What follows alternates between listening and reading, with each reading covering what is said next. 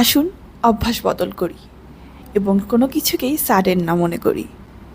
আমাদের খাদ্যাভ্যাসই আমাদের sudden heart অ্যাটাকের কারণ। কীভাবে হচ্ছে আর কেন হচ্ছে, আজকে সেটা নিয়েই কথা থাকছে। আমি Maisha Farzana Antara, nutrition and diet consultant. আমরা চলতি ফিরতে জাঙ্ক ফুড গ্রহণ করি, ফাস্ট ফুড, অয়েলি ফুড, ভাজা পোড়া, তেলে ভাজা, সবসময় এর উপরেই আছি এবং আমরা মনে করছি যে আমাদের হৃৎপিণ্ড ভালো থাকবে, শরীরের সকল অঙ্গ প্রত্যঙ্গ ভালোভাবে চলবে। এটা তো হয় না।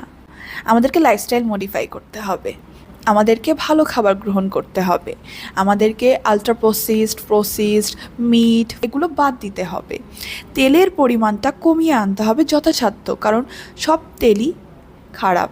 সেজন্য আমরা যতটা কম তেল ইউজ করব তত আমাদের শরীরের জন্য ভালো।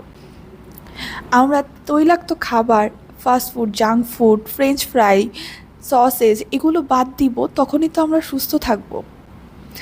আমরা কেন এখন 30-এর পরে বা 24 থেকে 35-এর মধ্যে এত বেশি হার্ট অ্যাটাক দেখতে পাচ্ছি সাডেন, যেটা আমাদেরকে সময় দিচ্ছে না? কারণ আমরা সেই জেনারেশান বা আমরা তারা যারা কিনা 2, 3, 4, 5 তখন থেকে ফাস্টফুড গ্রহণ করছি, রিফাইন্ড কার্ব গ্রহণ করছি, বেকারি আইটেমের উপরে আমরা নির্ভর। অবশ্যই আমরা সুস্থ না আমাদের আগের জেনারেশনের তুলনায়। আমাদের পরিবেশ যেমন দূষিত, আমাদের বায়ু যেমন দূষিত, তেমন আমাদের খাবারের তালিকাটাও দূষিত। আমরা সেগুলো খাবারের প্রতি আসক্ত যেগুলো আমাদের শরীরের জন্য একদমই ভালো না।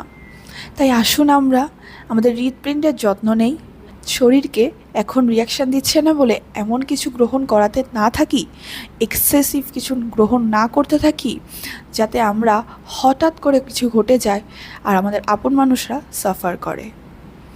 আমরা কিছু খাবার বাদ দিলেই আর কিছু হেলদি খাবার ইনক্লুড করলেই কিন্তু সুস্থভাবে জীবনযাপন করতে পারবো। আপনাদের কথা ভেবেই আমি প্যাকেজটি নিয়ে এসেছি, যেটা ডিটেলস ভিডিও আপনারা শীঘ্রই পেয়ে যাবেন, যেটা লাইফস্টাইল মডিফাই করার জন্য একটি আমাদের প্যাকেজ। 2টি ফলো আপের মাধ্যমে একটা প্যাকেজের মধ্যে সব কিছু রয়েছে। অবশ্যই ডিটেলস জানতে পারবেন। ধন্যবাদ। Junk food, fast food, oily food avoid করে চলুন যদি আমরা হৃৎপিণ্ডকে ভালোবাসি। ধন্যবাদ।